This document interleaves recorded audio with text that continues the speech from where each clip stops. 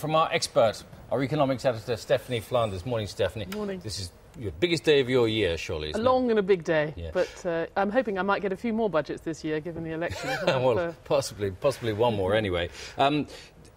Big question on most people's minds on budget days, how much more tax am I going to have to pay? Because things are bound to go up. Yeah.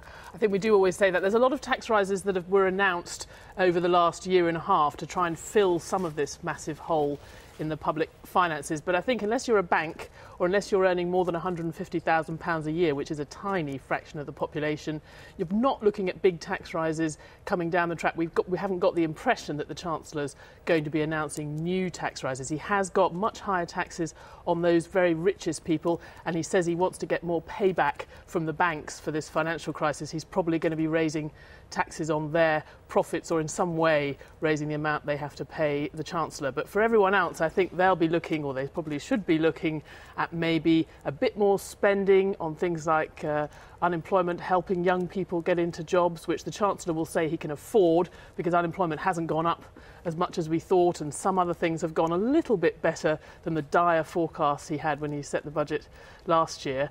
But overall, I think it will be no change on that, because he has to, as you said, he has to persuade the city that they can still lend him all the money he needs. Every £4 the government spends, it's having to borrow from the city £1 to cover that. The other thing really big on people's minds at the moment is on the diesel that they put in their cars.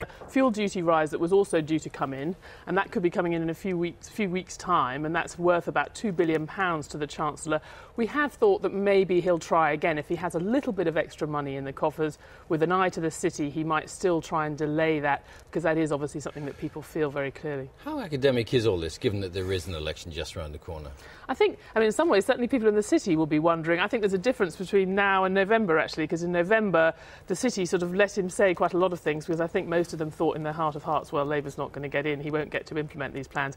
That's changed a bit, because the fact that the polls have narrowed means that they think, well, hang on, this guy might, or at least Labour, might be in power in 6 months' time. But you're quite right, there's a lot of measures that come in that, in theory, another government could overturn quite quickly. I would say, though, anything that's about cutting the deficit, anything that's a hard decision, you'd expect that that might stay, because it's this Chancellor that's sort of taking it on the chin, and the next one can come in and say, well, it's his fault, but I can't really reverse it. The other big question, of course, in these hard times, halve the deficit by, was it 2014? He's going to halve it by 2014, yeah. And well, again, we have that he's said that he's going to do a lot of sort of spending cuts, but he hasn't specified what they're going to be. There's also going to be about £19 billion in tax rises. We do know what they're going to be, and it's some of the things I was talking about. They're also counting on economic growth to do that, because the economy is going to grow faster, revenues will be going up, and unemployment will be coming down.